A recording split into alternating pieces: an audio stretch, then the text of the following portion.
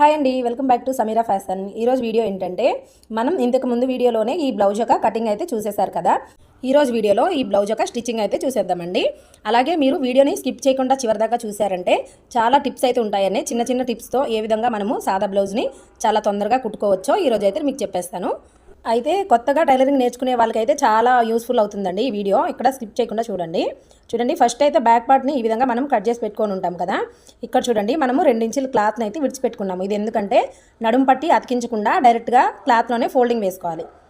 ఇలా ఈ 2 ఇంచుల క్లాత్ని విడిచిపెట్టుకున్నాం కదా. ఇప్పుడు ఒక 1/2 ఇంచ్ క్లాత్ని ఈ విధంగా ఫోల్డింగ్ చేసి చివర ఇలా కుట్టు వేసుకోవాలి. ఇప్పుడు సేమ్ అదేలాగా హ్యాండ్స్కి కూడా క్లాత్ విడిచిపెట్టుకున్నాం కదండి, అలాగే మనమైతే ఫోల్డింగ్ వేసి కుట్టుకోవాలి. అయితే ఇక్కడ మీకు మార్కింగ్స్ కనిపించట్లేదు కదా, దానికి ఇలా వేసుకోండి. చూడండి, మనకి ఈ చివర చిట్కాలు అయితే ఉన్నాయి కదా, దాన్ని ఈ విధంగా వేసేసుకొని దానికి ఎదురుగా ఇలా మనము చాక్ పీస్తో మార్కింగ్ వేసుకున్నాము అంటే మనకి కరెక్ట్గా వచ్చేస్తుంది అనమాట. అంటే అంతా ఒకేలాగా వస్తుంది ఫోల్డింగ్ వేసినప్పుడు. ఒక హ్యాండ్ తక్కువ ఒక హ్యాండ్ ఎక్కువ అలాగా రాకుండా మనం ఎంత క్లాత్ అయితే మనము ఫోల్డింగ్ కోసం విడిచిపెట్టుకున్నామో అంతే మార్కింగ్ అయితే ఈ విధంగా వేసుకోవాలి. దీన్ని కూడా అంతే. ఇలా మొత్తము స్టిచ్ వేసుకున్నాక మళ్ళీ మనకి హెమ్మింగ్ కోసం కావాలి కదా క్లాత్, ఆ క్లాత్ని లూజ్ కుట్ పెట్టుకోవాలండి. లూజ్ కుట్ పెట్టేసుకొని, అంటే లూజ్ కుట్ అంటే కొంచెం పెద్ద కుట్ అనమాట, అలా పెట్టేసుకొని మళ్ళీ మనకి హెమ్మింగ్ కోసము ఈ విధంగా క్లాత్ని ఫోల్డింగ్ వేసేసి, చూడండి మార్కింగ్స్ కనిపిస్తున్నాయి కదా, ఆ మార్కింగ్ పైననే అంతే క్లాత్ని ఫోల్డింగ్ వేసుకుంటూ కుట్టుకోవాలి.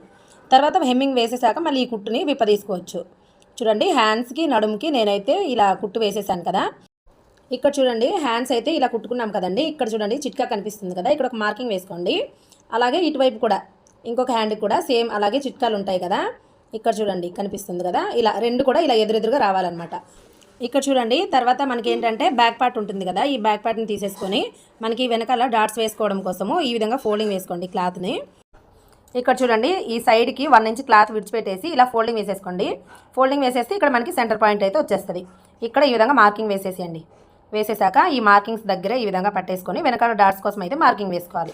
ఈ వెనకాల డాట్స్ కూడా ఎన్ని ఇంచెస్ ఉండాలి అంటే, చిన్న సైజా పెద్ద సైజా బ్లౌజ్ పొడవు ఎంత ఉందని చూసుకొని 3.5 నుంచి 4 ఇంచుల వరకు కూడా ఈ వెనకాల డాట్స్ పొడవు అనేది వేసుకోవచ్చండి. నేనైతే 4 ఇంచులకి వేస్తున్నాను. తర్వాత ఇటు సైడ్ కూడా అంతే మార్కింగ్స్ కనిపిస్తున్నాయి కదా, అలా ఫోల్డింగ్ వేసేసి కుట్టు వేసుకోవడమే. ఓకేనా, ఇలా అనమాట. ఇలా బ్యాక్ పార్ట్ కుట్టేసాము. ఇప్పుడు ఈ ఫ్రంట్ పార్ట్ తీసేసుకొని చూడండి మార్కింగ్స్ అయితే వేసున్నాను. ఓకేనా, పైన వేసాను. ఇటు సైడ్ అయితే లైట్గా కనిపిస్తుంది చూడండి. ఈ విధంగా చాక్ పీస్తో మార్కింగ్ వేసేసుకోండి. మీరు స్టిచ్చింగ్ వీడియో చూడండి, మీకు బాగా క్లియర్గా అర్థమవుతుంది. తర్వాత ఈ మార్కింగ్ వేసేదానికి దీనిపైన ఈ విధంగా వేసేసుకొని లైట్గా ఇలా తట్టాము అంటే రెండో దానికి మార్కింగ్స్ అయితే వచ్చేస్తాయి. ఇటువైపు కూడా చిట్కా వేసున్నాను కదా, రెండింటికి కలిపి వేసుకోవాలి. చూడండి, నేను ఎప్పుడు కూడా ఈ సైడు అంటే మనకి 3 డాట్స్ వైపు కూడా నేను చిట్కాలు అనేవి వేసుకుంటానండి. అప్పుడే మనకి ఫ్రంట్ పార్ట్లో షేప్లు అనేవి నీట్గా పర్ఫెక్ట్గా వచ్చేస్తాయి అనమాట. ఫిట్టింగ్తో పాటే బాగా వస్తుంది ఈ విధంగా మార్కింగ్ వేసుకున్నాము అంటే. ఇప్పుడు వేసిన విధంగా స్టిచ్చింగ్ అయితే వేసుకోవాలి. చూడండి, ఫస్ట్ అయితే మెయిన్ డాట్స్ అనమాట, ఇక్కడ ఇలా క్రాస్గా వేసుకోవాలండి. ఈ విధంగా ఫస్ట్ డాట్స్ని అయితే కుట్టేసుకోవాలి. తర్వాత వచ్చేసి మనకి ఉక్స్ పట్టి కాజా పట్టి వైపు ఇందాక చిట్కా వేసుకున్నాం కదా, అక్కడికి ఈ విధంగా ఫోల్డింగ్ వేసేసి రెండో డాట్స్ని కూడా ఈ విధంగా కుట్టుకోవాలి. ఇలా 2 డాట్స్ అయితే వేసేసాం కదండి. ఈ రెండో వైపు కూడా అంతే, రెండోది అంటే ఉక్స్ పట్టి కాజా పట్టి వైపు ఈ విధంగా క్రాస్గా మనమైతే ఇలా కుట్టుకోవాలి. ఇప్పుడు చూడండి, 3 డాట్స్ కుడుతున్నాను కదా, ఇక్కడ కూడా అంతే. ఈ విధంగా 3 డాట్స్ని కూడా మనం మార్కింగ్ వేసున్నాం కదా, ఆ విధంగానే కుట్టేసుకోవాలి. చూడండి ఎంత నీట్గా వచ్చేసిందో. కప్ షేప్ అనేది చాలా నీట్గా వస్తుందండి. మీరు ఒకసారి కటింగ్ వీడియో చూడండి, క్లియర్గా అర్థమవుతుంది. ఇదైతే నేను షేప్ బెల్ట్ కోసము ఎక్స్ట్రా పీస్ ఒకటి తీసుకున్నాను. అది వచ్చేసి కింద వైపు వేసుకోవాలి. దానిపైన ఇంకొక క్లాత్ అనేది వేసేసుకోవాలి. చూడండి, పైన వచ్చేసి నేను మెయిన్ క్లాత్ అనమాట, ఇది క్రాస్ బెల్ట్ కోసము ఈ విధంగా 3 పీసులు అయితే వేసుకోవాలి. కొంచెం స్టిప్గా ఉండాలి అంటే ఇంకొకటి వేసుకున్నా పర్లేదండి. పల్చటి క్లాత్లు అయితే 4 కూడా వేసుకోవచ్చు. ఇంకొకటి కూడా ఈ విధంగానే రెడీ చేసుకోవాలండి. చూడండి, కింద వచ్చేసి వేస్ట్ క్లాత్, దానిపైన మనకి ఇంకొక క్లాత్ వచ్చేసి మెయిన్ క్లాత్ అనమాట. ఈ పైన ఇంకొక మెయిన్ క్లాత్ ఈ విధంగా వేసుకోవాలి. ఇలా వేసుకున్నప్పుడు రైట్ సైడ్ వచ్చేసి కిందకు ఉండాలి, రాంగ్ సైడ్ పైకి ఉండాలి. ఇలా ఈ 2 చిట్కాలు ఎదురుగా ఈ విధంగా పెట్టేసుకొని కుట్టుకోవాలి. అప్పుడే 2 ఒకే వైపుకి రాకుండా మనకి ఎటువైపుది అటువైపు నీట్గా వచ్చేస్తుంది అనమాట షేప్ బెల్ట్ అనేది. ఈ షేప్ బెల్ట్లు కుట్టినప్పుడు కూడా చాలామంది కన్ఫ్యూజ్ అయిపోతూ ఉంటారు, 2 ఒకటే వైపుకి కుట్టేస్తారనమాట. ఈ విధంగా మనం కుట్టినప్పుడే ఇలా ఈ చిట్కాలు అనేవి ఎదురుగా పెట్టుకొని కుట్టుకున్నామంటే మనకి నీట్గా వచ్చేస్తుంది. చూడండి, మనమైతే ఈ విధంగా తిప్పేసుకోవాలి. మళ్ళీ తిప్పేసుకొని చివర ఒక కుట్టు వేసుకోవాలి. మళ్ళీ ఇటువైపుకి తిప్పుకొని ఒక పాదం కుట్టు వేసుకోవాలి ఈ చివర. చాలా సింపుల్ అండి. ఈ విధంగా మీరు చూస్తూ ఫాలో అయ్యారంటే మీకు చాలా నీట్గా స్టిచ్చింగ్ అనేది వచ్చేస్తుంది. చూడండి, ఈ విధంగా రెడీ చేసుకున్నాం కదా. మీరు ఈ చివర ఒక కుట్టు వేసేసుకుంటే కూడా మీకు ఇంకా నీట్గా వస్తుందన్నమాట. మీరు ఓవర్లాక్ వేయట్లేదు అంటే ఈ విధంగా స్టిచ్ వేసేసి ఈ విధంగా సైజ్గా కట్ చేసేసుకోండి. చూడండి ఇలా అనమాట. ఇలా కట్ చేశాక మనకి రెండో వైపు కూడా ఇంకొక షేప్ బెల్ట్ని రెడీ చేసి పెట్టుకున్నాం కదా, అది కూడా సేమ్ ఇలాగే మనమైతే రెడీ చేసుకోవాలి. వీడియోని అయితే చివరిదాకా చూడండి ఫ్రెండ్స్, మీకు చాలా నీట్గా అర్థమవుతుంది.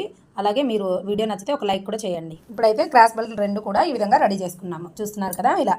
తర్వాత మనకి ఈ మెయిన్ డాట్స్ పెట్టాం కదా ఫ్రంట్ వైపు, దాన్ని ఈ విధంగా పెట్టేసుకొని జాయింట్ వేసుకోవాలి. ఈ విధంగా జాయింట్ వేసినప్పుడు ఒక 1/2 ఇంచ్ క్లాత్ మందం ఉండేలాగా చూసుకోండి. ఒక 1/2 ఇంచ్ క్లాత్ వెడల్పుతో మనమైతే ఖర్చు విడిచిపెట్టుకున్నామంటే అంతే ఖర్చుతో మనం స్టిచ్చింగ్ వేసుకుంటూ రావాలి. చూడండి ఒకదాని తర్వాత ఒకటి ఈ విధంగా కుట్టుకోవాలి. ఇలా కుట్టుకుంటే మీకు కన్ఫ్యూజ్ లేకుండా రెండు ఒకే వైపుకి రాకుండా నీట్గా వచ్చేస్తాయి. ఈ విధంగా చెక్ చేసుకోవాలి. చెక్ చేసుకున్నాక మనము ఈ పైన ఒక స్టిచ్ అనేది వేసేసుకోవాలి. ఈ చివర ఎక్స్ట్రా పీస్ కట్ చేసేయండి. తర్వాత ఇటువైపు కూడా లైట్గా క్రాస్ అనేది తీయాలి.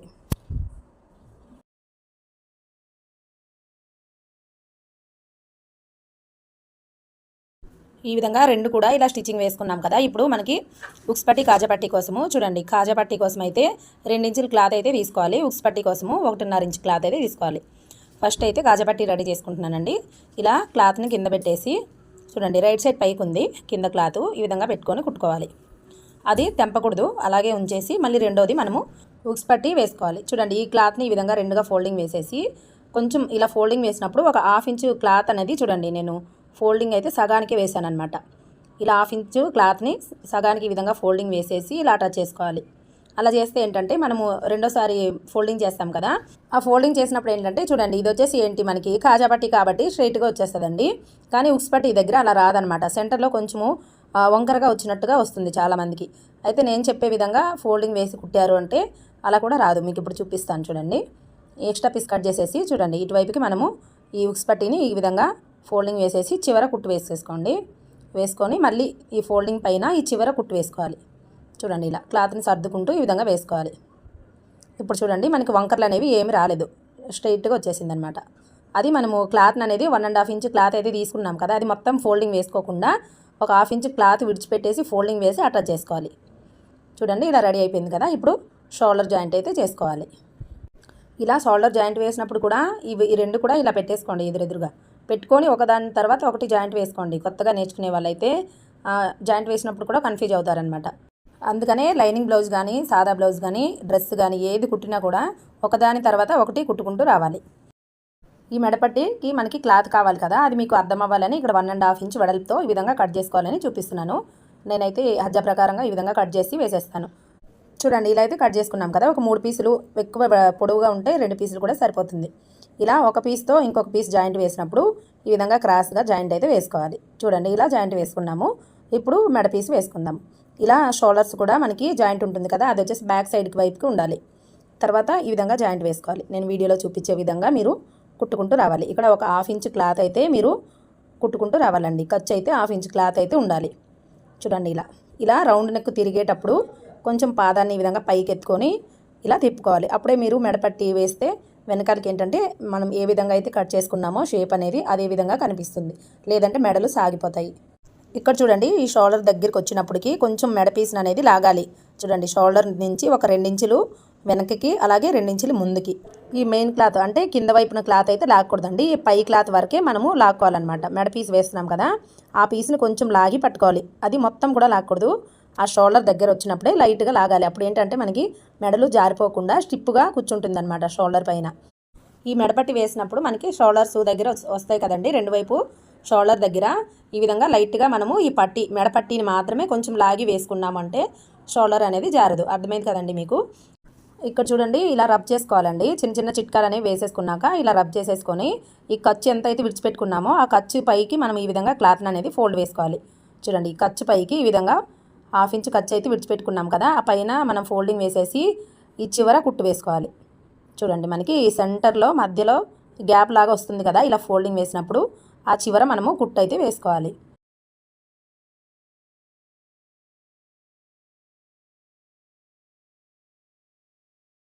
ఇలా కుట్టు వేసినప్పుడు వెనకాల మనకి నెక్ అనేది సాగిపోకుండా చూడండి ఈ రౌండ్ నెక్ వచ్చినప్పటికీ పాదాన్ని కొంచెం పైకి లేపుతూ చేయితో మనం ఈ విధంగా క్లాత్ని జరుపుకుంటూ కుట్టు వేసుకోవాలండి. అప్పుడే మనకి నెక్ అనేది ఫ్రంట్ వైపు కానీ వెనకాల వైపు కానీ సాగిపోకుండా నీట్గా వచ్చేస్తుంది. చూసారు కదా, ఈ విధంగా వేసుకున్నాము.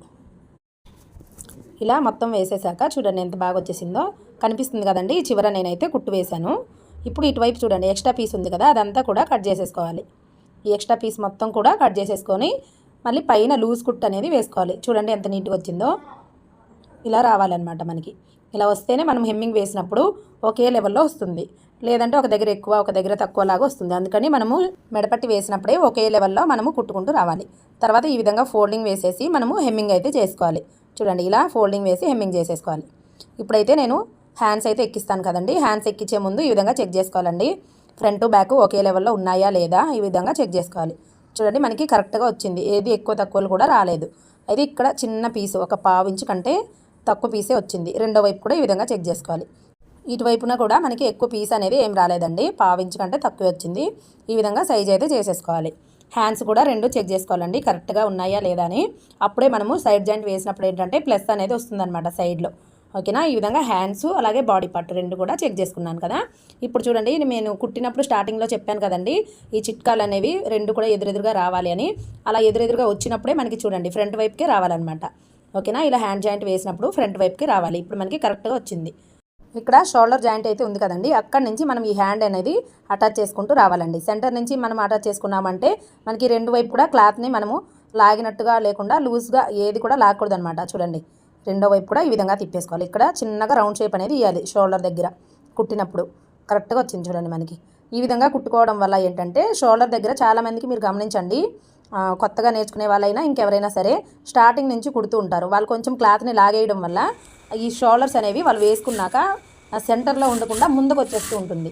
అలా రాకుండా ఉండాలంటే మీరు ఈ విధంగా అయితే మీరు హ్యాండ్ జాయింట్ అనేది చేసుకోవాలి. చూడండి రెండో వైపు కూడా నేను హ్యాండ్ జాయింట్ అనేది చేసేసాను. ఓకేనా. ఇలా అయితే మనము రెండు వైపు కూడా హ్యాండ్ జాయింట్ అయితే చేసుకున్నాము. ఇక్కడ హ్యాండ్ జాయింట్ చేశాక షోల్డర్స్ హ్యాండ్స్ రెండు కూడా ఒకే లెవెల్లో ఉన్నాయా లేదా చెక్ చేసుకోవాలి. ఇలా చెక్ చేసినప్పుడు నాకు రెండో వైపు హ్యాండ్ వచ్చేసి కొంచెం పెద్దది వచ్చిందనమాట, కొంచెం ఎక్స్ట్రా వచ్చింది. దాన్ని నేను ఈ విధంగా కుట్టు వేసుకుంటున్నాను కదా. ఈ సెంటర్కి వచ్చినప్పటికి ఒక్క పావు ఇంచు కంటే కొంచెం తక్కువ నేను ఇలా ఒక్క పాయింట్ అనేది కుట్టు అయితే ఎక్స్ట్రాగా వేసుకుంటున్నాను. చూడండి ఇలా అనమాట. ఫస్ట్ వేసిన కుట్టు కంటే ఒక్క పాయింట్ లోపలికి అయితే వేసుకున్నాను.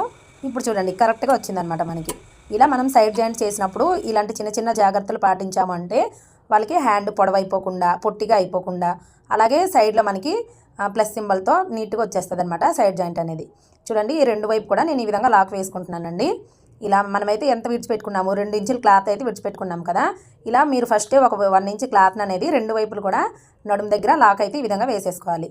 ఇలా వేసుకున్నాక మనము కొలత బ్లౌజ్లోంచి చెక్ చేసుకోవాలండి. చూడండి ఇలా చెక్ చేసుకుంటే మనకి ఒక 4 ఇంచులు అయితే ఎక్స్ట్రా ఉంది. ఆ 4 ఇంచుల్ని ఇటువైపు ఒక 1 ఇంచు అటువైపు ఒక 1 ఇంచుకి ఈ విధంగా మార్కింగ్ వేసుకోవాలి. చూడండి రెండు వైపులు కూడా 1 ఇంచుకి మార్కింగ్ వేసుకున్నామంటే మనకి కరెక్ట్గా వచ్చేస్తుంది. అలా మార్కింగ్ వేసుకున్నాక మనకి ఇక్కడ హ్యాండ్ లూజ్ చెక్ చేసుకోవాలి. చూడండి ఇలా అనమాట. హ్యాండ్ లూజ్ చెక్ చేసేసుకొని మళ్ళీ చంక దగ్గర కూడా మనకి కరెక్ట్గా ఉందా లేదా ఈ విధంగా చెక్ చేసుకోండి. ఈ షోల్డర్ దగ్గర కుట్టును కూడా సరి చూసుకోవాలి. చూడండి ఇలా సమానంగా పెట్టేసుకోవాలి. ఇక్కడ మనకి ప్లస్ సింబల్ రావాలి కదా, కరెక్ట్గా పెట్టేసుకొని ఇలా కొలత బ్లౌజ్లో కూడా మనకి ఈ చంక లూజ్ అనేది చెక్ చేసేసుకోండి. చెక్ చేసుకొని ఒక మార్కింగ్ వేసేసి ఇందాక మనము కింద వైపు మార్కింగ్ వేసాం కదండి, ఆ మార్కింగ్ దగ్గరికి కుట్టుకుంటూ వెళ్ళిపోవాలి. ఇలాగా చూడండి ఇక్కడ మార్కింగ్ వేసి ఉన్నాను కదా. ఫస్ట్ వేసిన మనము లాక్ వేసుకున్నాం కదా, ఆ స్టిచ్చింగ్లో కాకుండా తర్వాత మనకి 1 ఇంచ్ క్లాత్ మిగిలితే వేసుకున్నాం కదా, అక్కడికి మనమైతే కలిపేసుకోవాలి. ఈ విధంగా మనము సైడ్ జాయింట్ వేసాము అంటే చాలా నీట్గా వస్తుందండి. చూడండి మనము తర్వాత ఎక్స్ట్రాగా అయితే మనము ఒక 4 కుట్లు అయితే వేసేసుకోవాలి. ఓకేనా. నేనైతే ఎప్పుడు కూడా బ్లౌజులకి 3 వేయనండి, 4 వేస్తాను. ఓకేనా. ఒకటి విప్పుకున్నారు అంటే టైట్ అయిందంటే ఇంకా 3 ఉంటాయి అన్నమాట. తర్వాత ఎక్స్ట్రా పీస్ మొత్తం కట్ చేసేసుకోవాలి. రెండో వైపు కూడా సేమ్ అలాగే కుట్టుకోవాలి. చూడండి ఇలా అనమాట నీట్గా వచ్చేసింది కదా. రెండో వైపు కూడా కుట్టి చూపిస్తాను చూడండి. రెండో వైపు కూడా మనకి ఈ విధంగా సమానంగా పెట్టేసుకొని ఇప్పుడు మనం కుట్టిన దానికే అంటే ఒకవైపు ముందే కుట్టేసుకున్నాం కదా, దాన్ని పెట్టుకుంటూ కూడా ఇలా కుట్టుకోవచ్చు. ఇక్కడ కూడా చూడండి మనము వేసిన కుట్లు కాకుండా ఇంకొక 1 ఇంచుతో మనం లోపలికి మార్కింగ్ వేసేసి ఇలా కుట్టుకోవాలి. ఓకేనండి. చూడండి ఎంత నీట్గా వచ్చేసిందో. ఓకేనా ఫ్రెండ్స్, చివరి దాకా చూసారు కదా. మీకు వీడియో నచ్చితే తప్పకుండా లైక్ చేయండి. అలాగే మన ఛానల్ని సబ్స్క్రైబ్ కూడా చేసుకోండి. మీకు ఏమైనా డౌట్స్ ఉన్నా మీరు కామెంట్స్లో అడగండి, నేను తప్పకుండా రిప్లై అయితే ఇస్తాను.